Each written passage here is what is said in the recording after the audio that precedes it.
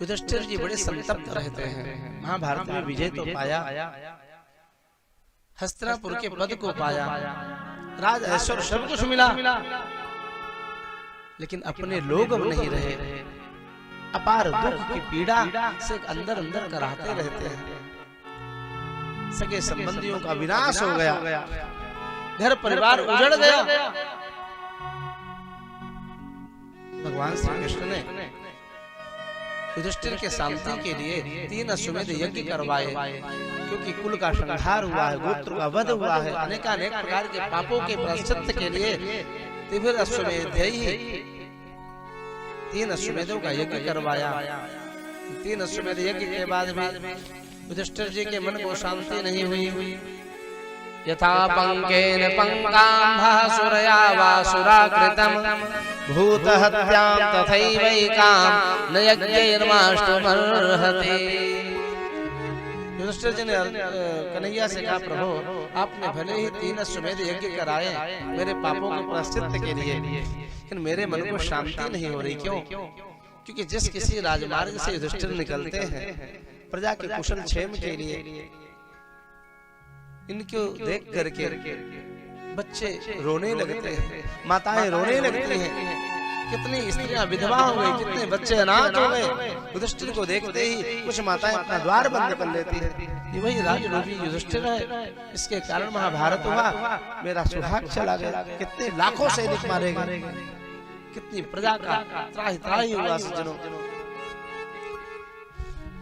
भगवान श्री कृष्ण समझाते हैं कि युधिष्ठिर को बोध नहीं होता है। एक दिन की बात है, सभा में भगवान बैठे हुए हैं और कुछ शोक में डूब गए। संतों ने भाव दिया, कन्हैया के नेत्रों में अश्रु भी डबडबाए। युधिष्ठिर ने विचार किया, कन्हैया दुखी हैं। केशव आप दुखी क्यों हो? आपको द्वारिका की याद आ रही है, माता पिता की, घर परिवार की याद आ रही है, तो आप कृपा करके द्वारिका जाओ, दुखी मत हो। प्रभु ने कहा, हे भ्राताश्री, ऐसा नहीं है, मैं घर परिवार के लिए नहीं दुखी हूँ। अपितु कुरुवंश का सूर्य अस्ताचल को जा रहा है, वो मेरा स्मरण करते हुए रो रहे हैं, दुखी हैं, इसलिए मैं उनके सोच में डूबा हूँ। सूर्य वंश, कुरुवंश का सूर्य अस्ताचल को जा रहा है, मतलब प्रभु समझा नहीं। आपके पितामह भीष्म सरसैया पर पड़े हुए मेरी प्रतीक्षा कर रहे हैं। वे डर रहे हैं कि कन्हैया पांडवों को विजय श्री देकर के कहीं द्वारका न चले जाए, उसको वचन दिए भूल न गए हों, अभी तक आए नहीं, इतने दिन बीत गए, यज्ञ आज भी करवा चुके हैं। तड़प रहे हैं भीष्म पितामह मेरे दर्शन के लिए। आज भगवान श्री कृष्ण पांडवों को साथ में लिए, सुभद्रा, द्रौपदी, उत्तरा, गांधारी, कुंती, सुखदेव, वेदव्यास, परशुराम, वशिष्ठ, विश्वामित्र आदि सब ऋषि भी प्रकट हुए आए हैं। और सबको लेकर के ततो विनशनम प्रागाद यत्र देवव्रतोपतत, यहाँ पर देवव्रत सरसैया पर पड़े हुए हैं, अपने दुख को भोग रहे, वहां पर गए।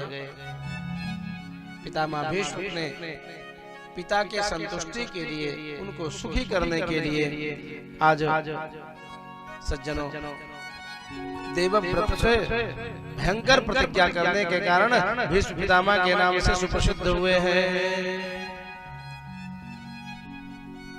युधिष्ठिर जाकर के चरणों में वंदन प्रणाम करते हैं।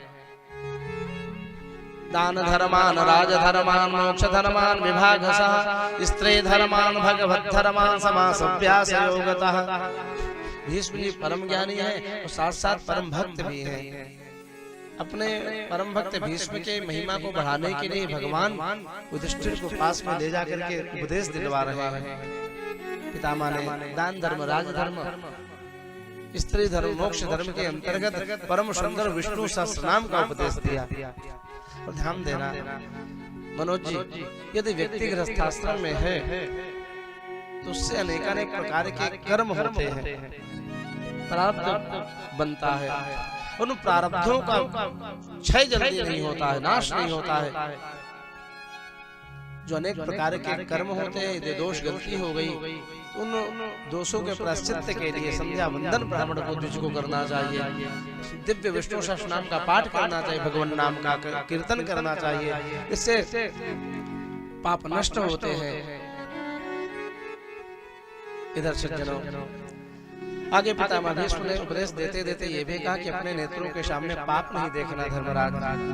इस बात को सुन करके द्रौपदी खिलखिलाई पड़ी, हंस पड़ी धीरे से। पितामह ने कहा, पुत्री क्यों हंस रही हो पितामह? आप कहते हो कि पाप नेत्रों के सामने मत देखना। जब बड़ी सभा में मेरी लाज ले रहे थे, लूट रहे थे दुर्योधन दुशासन, तो मैं आपकी शरण में आई, आपने मेरी लाज नहीं बचाई। आप देखते रहे, आप अधर्म देखते रहे। पुत्री मैं क्या कहूँ, कहती तो तुम ठीक हो। पापी दुर्योधन के अन्न को खाने के कारण मेरा मन भी दूषित हो गया था।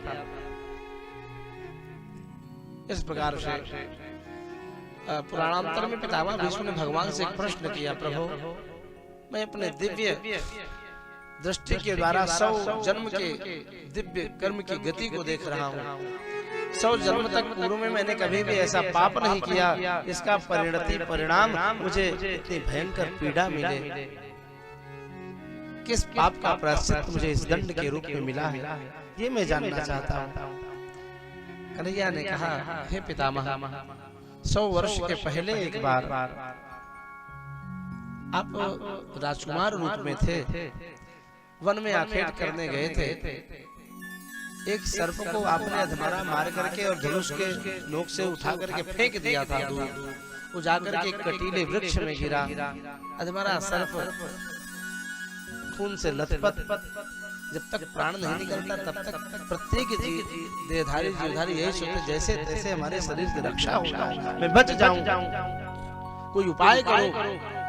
फिर वह बेचारा सर्प नहीं निकलने की सोचता है, तो उसी में तनिक भी डोलता है तो नुकीले उन कांटों में वो चुभ जा रहा है। अनेक प्रकार के कांटों से उसकी शरीर बिध गई। उसी पाप की परिणति है जो आपको ये सरसैया मिला है। इसी को देवी भागवत में, महाभारत में पितामह भीष्म ने कहा है कि अवश्यमेव भोक्तव्यम कृतम कर्म शुभाशुभम ना भोगते चेते पापम कोटि जन्म शतैरपि। करोड़ों वर्ष जन्म बीत जाएं, व्यक्ति को अपने किए के शुभ अथवा अशुभ दोनों का कर्म भोगना ही पड़ेगा। विचार करिए, पितामह भीष्म परम ज्ञानी है, परम भक्त भी है। कर्म प्रारब्ध भक्त और ज्ञानी को भी नहीं छोड़ता है, ध्यान देना, इससे प्रमाणित होता है। पितामह भीष्म को भी भोगना पड़ा दुख सज्जनों, अतः व्यक्ति को सावधान रहना चाहिए। आगे सज्जनों दिव्य स्तुति करते हैं पितामह भीष्म, एकाग्रचित्त किए हैं। हे प्रभु, तब तक आप यहाँ पर मेरी प्रतीक्षा करें जब तक मैं इस कलेवर को नहीं त्याग देता हूँ। धन्य पितामह भीष्म अपने पिता की सेवा से उनको प्रसन्न करके मृत्यु पर विजय प्राप्त किया, इच्छा मृत्यु का वरदान पाया है। पितामह भीष्म यदि न चाहते, लेकिन वैसी पीड़ा में थे कि चाहे क्यों ना, भाई भगवान का दिव्य दर्शन अंत में हुआ, उसके बाद क्या बचा। यदि पितामह भीष्म न चाहते तो आज भी सरसैया पर कुरुक्षेत्र में लेटे होते और लोगों के दर्शन की भीड़ लगती। बोलो जय जय। सदैव देवो भगवान प्रतीक्षतां कलेवरमया वदितम् हिनोन्मेहम् प्रसन्नहासारुडलोचलोन्नसन् मुखाम्बुजोधानपथश्चतुर्भुजः। इस प्रकार से सज्जनों आज पितामह भीष्म ने बड़ी ही सुंदर भगवान की स्तुति करना प्रारंभ किया है। इति मतिरुपकल्पिता वितृष्णा भगवति सात्वति पुंगवे विभूमि स्वसुखमुपगते क्वचित् विहरतुं प्रकृतिमुपेयेषु यदभव प्रवाह। हे प्रभु, अनेकानेक प्रकार के साधन अनुष्ठान संध्या वंदन आदि करने के कारण मेरी मति विशुद्ध हो गई है।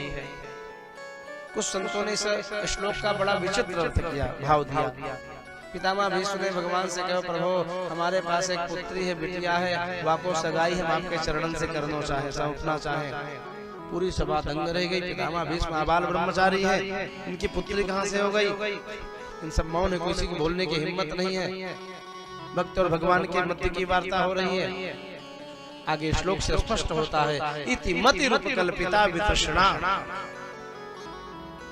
प्रभु ये इस विशुद्ध मति रूपी पुत्री को हम आपके चरणों में समर्पित करना चाहते हैं।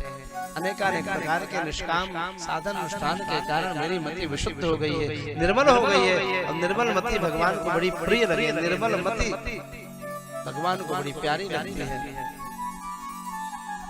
भगवान निर्मल मन वाले मति वाले को ही मिलते हैं। हे प्रभु, आप इतने भक्तवत्सल हैं कि अर्जुन के कहने पर सेनयोर भयोर मध्य रथम स्थापय मेच्युत, दोनों सेनाओं के मध्य में अर्जुन के रथ को लेकर के गए। और एक बात मान लो सज्जनों, भगवान बड़े ही कूटनीतिज्ञ हैं। मनोज जी, भगवान कितने कूटनीतिज्ञ हैं। अर्जुन ने इतना ही कहा था कि सेनयो भयोः मध्य रथम स्थापय मेच्युत। साहब जी, हे प्रभु, मेरे रथ को दोनों सेनाओं के मध्य में ले चलो। और आप गीता के श्लोक को पढ़ो तो आगे क्या कहा है, व्यास जी ने लिखा है, भीष्म द्रोण प्रमुखतः सर्वेषां च महीक्षिताम् उवाच पार्थ पश्येतान् समवेतान् कुरुनीति। हे पार्थ, देखो यही कुरुवंशी है जो तुम्हारे सम्मुख शत्रु के रूप में खड़े हैं। और कहाँ खड़ा किया लेकर जाकर के रथ, भीष्म द्रोण प्रमुखतः, भीष्म द्रोण जिनमें प्रमुख हैं उनके सम्मुख ले जाकर के रथ लगाया, मध्य में उनके सामने बीच में। यदि भगवान यहाँ पर कूटनीति का आश्रय न लेते तो गीता रूपी दिव्य तत्व का प्राकट्य न होता। क्यों? क्योंकि भीष्म और द्रोण को देख करके ही तो अर्जुन को बाल्यावस्था याद आ गई। अरे मुझे अपने बाबा को मारना पड़ेगा जिन्होंने मेरी अंगुली पकड़ के चलना सिखाया, उन गुरु को मारना पड़ेगा द्रोणाचार्य जी को जिन्होंने मुझे अनेकानेक प्रकार के अस्त्र शस्त्र के ज्ञान विद्या दी है। यदि भगवान श्री कृष्ण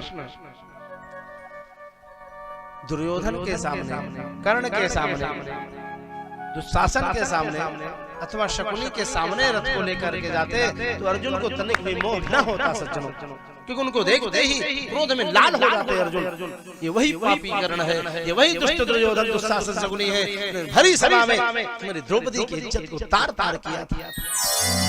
तुरंत महाभारत का युद्ध प्रारंभ हो जाता, गीता का प्राकट्य न होता, जो समस्त वेदों उपनिषदों का सार है सज्जनों। भगवान हम समस्त प्राणियों के मंगल कल्याण के लिए गीता रूपी दिव्य कमल को प्रकट करने के लिए श्याम सुंदर अर्जुन के रथ को भीष्म और द्रोण के सम्मुख ले जाकर के खड़े किए, ताकि अर्जुन को मोह हो जाए, अनेकानेक प्रकार के प्रश्न हो, उत्तर हो, शंका का समाधान हो, दिव्य गीता तत्व का प्राकट्य करूं मैं।